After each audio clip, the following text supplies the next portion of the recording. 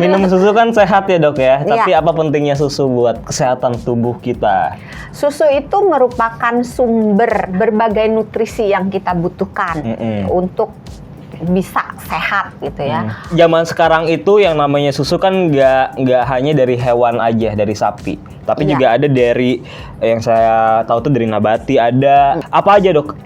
Bisa dijelasin nggak jenis-jenis susu yang sekarang ini umum dikonsumsi? Susu nabati itu bukan susu, karena susu sendiri sebenarnya adalah cairan berwarna putih Iya. yang dibuat oleh kelenjar mamaria, kelenjar susu dari hewan yang biasanya diberikan kepada anaknya untuk tumbuh kembang si anak. Nah, jadi susu nabati tidak memenuhi definisi susu. Tapi kenapa disebut susu? Susu itu merupakan salah satu pilihan minuman yang sehat, tapi bukan satu-satunya pilihan minuman menuju sehat.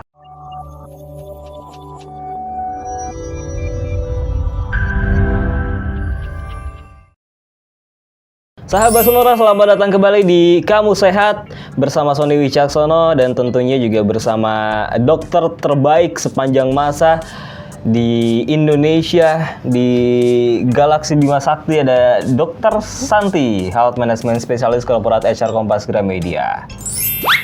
Ngomong. Halo Mas Sony, halo sahabat Sonora dimanapun berada yang sedang menonton dan mendengarkan. Semoga semuanya sehat dan bahagia selalu. Amin. Minum susu pagi-pagi. Cakep. Cakep. Laporan aja. Tadi pagi habis minum susu. Kirain udah cakep Habis gitu. tadi pagi habis minum susu, cakep dong kalau minum Cakep, susu. Ya sehat. kan? Karena minum susu sehat. Sehat. Terus pertanyaannya apa? Minum susu kan sehat ya dok ya, tapi Iya. apa pentingnya susu buat kesehatan tubuh kita? Susu itu merupakan sumber berbagai nutrisi yang kita butuhkan untuk bisa sehat gitu ya. Ada mineralnya, ada kalsiumnya, ada fosfornya, ada berbagai vitamin. Apalagi susu-susu yang difortifikasi. Fortifikasi itu apa? itu sebuah produk yang ditambahkan sesuatu oleh produsen.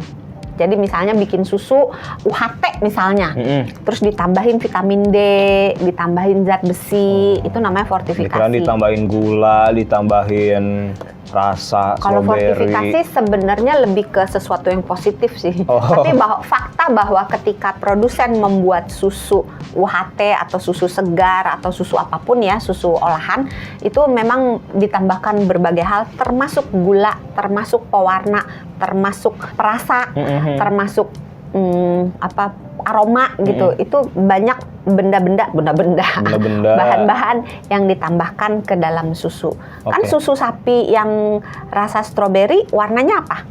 Warnanya kalau udah di kemasan, warnanya kan ya ini pink atau kalau merah. dari sapinya warnanya apa? Putih. Iya, kenapa bisa jadi pink? Dikasih warna. Itu. Gitu.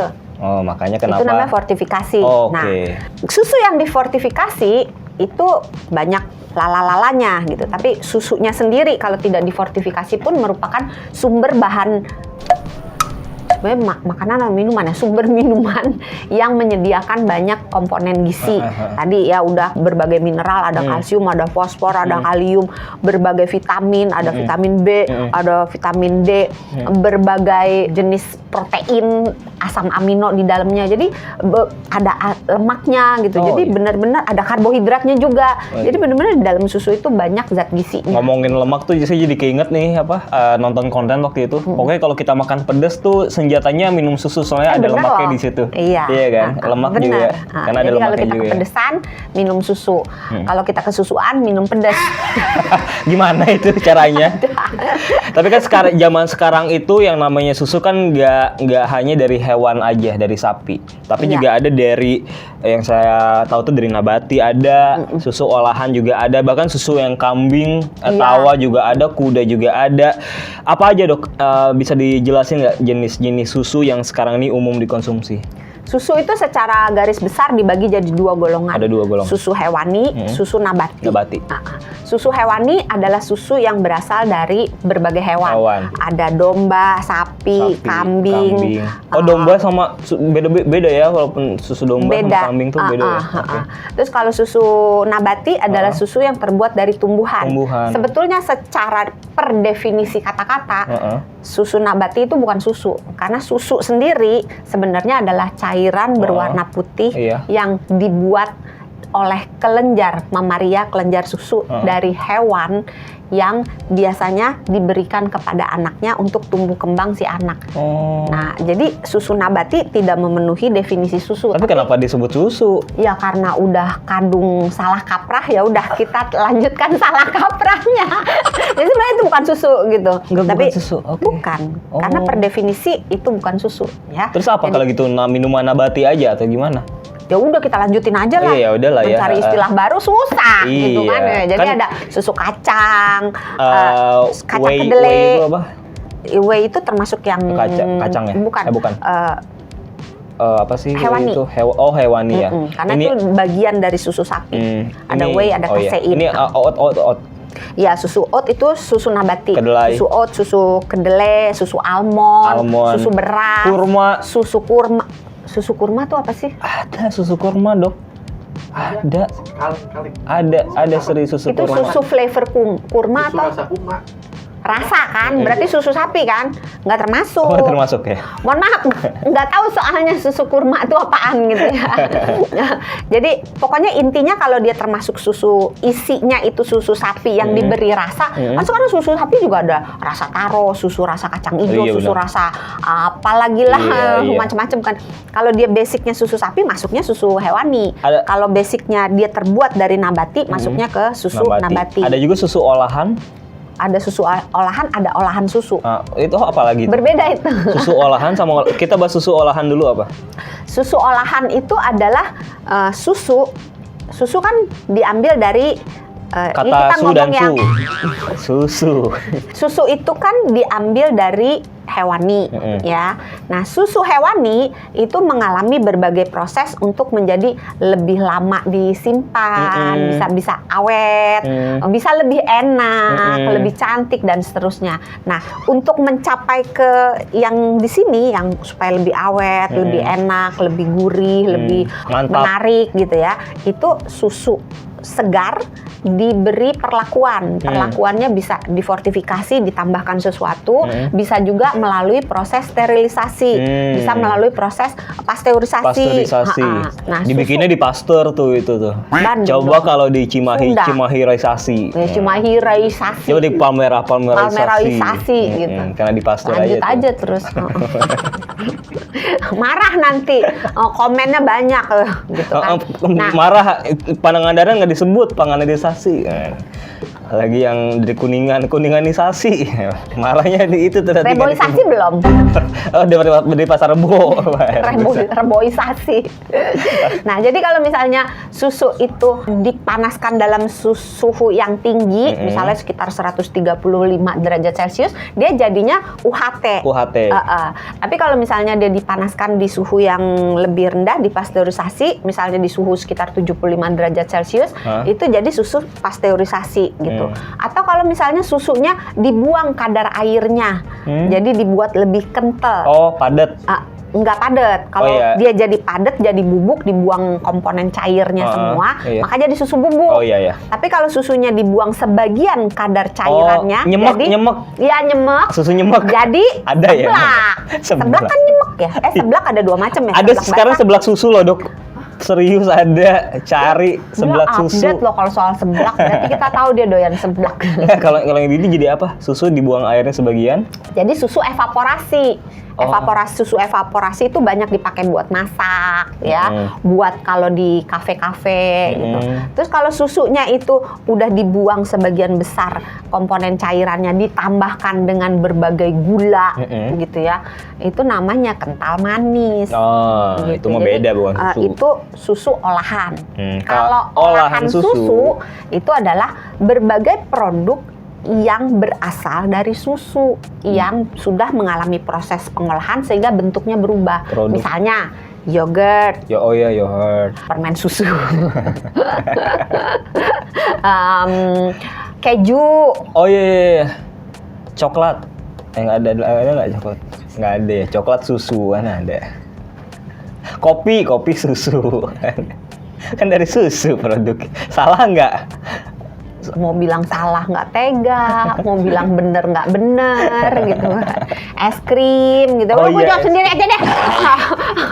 Keju, yogurt, es krim gitu. Itu olahan susu. Manfaatnya beda-beda nggak dok? Antara susu yang dari hewani sama susu yang dari nabati plus yang susu olahan. Manfaatnya beda-beda nggak atau sama semuanya? Sebenarnya beda sih. Beda, karena komponen isinya juga kan sedikit berbeda gitu. Iya. Tapi ini mungkin sedikit memberi pencerahan bahwa susu itu merupakan salah satu pilihan minuman yang sehat. Tapi bukan satu-satunya pilihan minuman menuju sehat. Oh, jadi bukan wajib nih, yang saya tahu kan dulu wajib kan. Jadi 4 sehat. Ya kan 4 sehat, 5 balonku.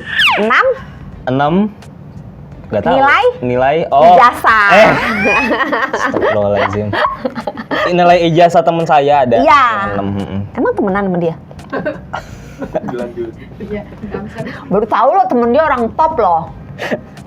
Enggak, maksudnya saya nilai ijazahnya 6. Boleh nggak ini lanjut nggak? 4 sehat 5 sempurna kan dulu ada susu. Sekarang udah nggak ya? Enggak. Makanya kan sekarang piring makanku, piring sehat itu sudah tidak mencantumkan susu sebagai sesuatu yang sifatnya wajib untuk menyempurnakan. Karena susu itu merupakan salah satu pilihan aja.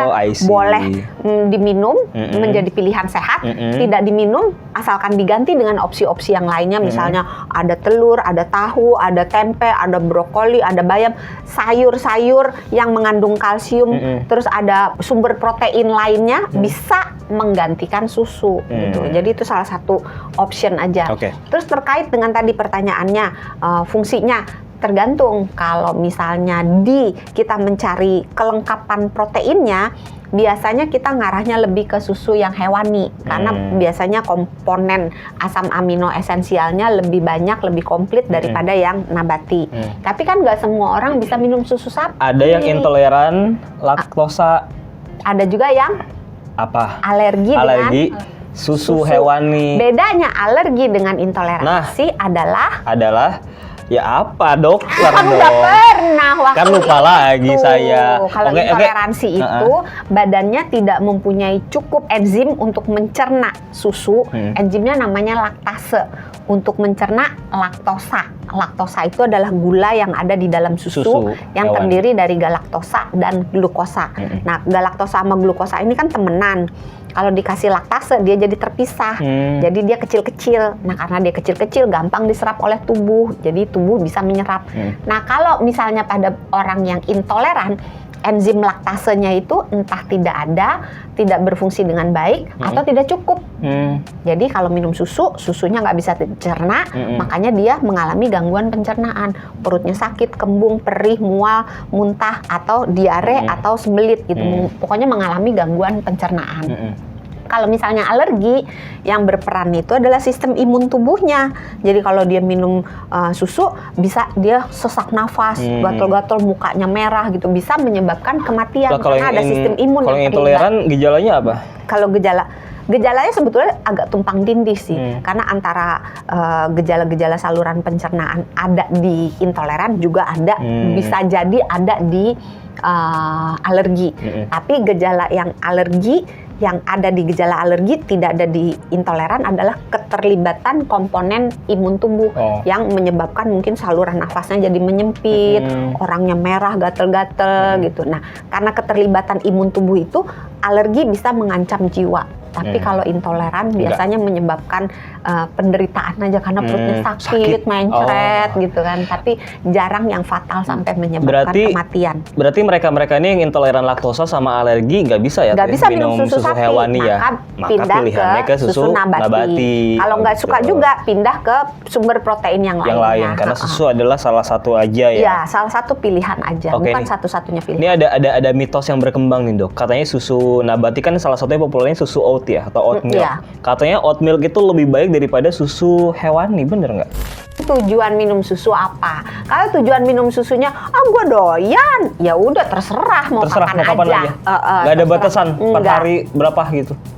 Ini nanya kapan atau nanya jumlah? Beda. Enggak, kan tadi katanya doyan. Kalau doyan kan Kalau doyan, dikasih minum pagi, minum siang, minum sore, minum malam terserah. Bebas. Preferensi bebas. Oh. Tapi kalau tujuannya misalnya ingin menambah masa otot, memulihkan otot, biasanya minum susunya disarankan sesudah olahraga. Oh. Kalau minum susunya itu misalnya untuk relaksasi, supaya tidurnya lebih enak, lebih Malam. nyaman, minumnya malam sebelum tidur.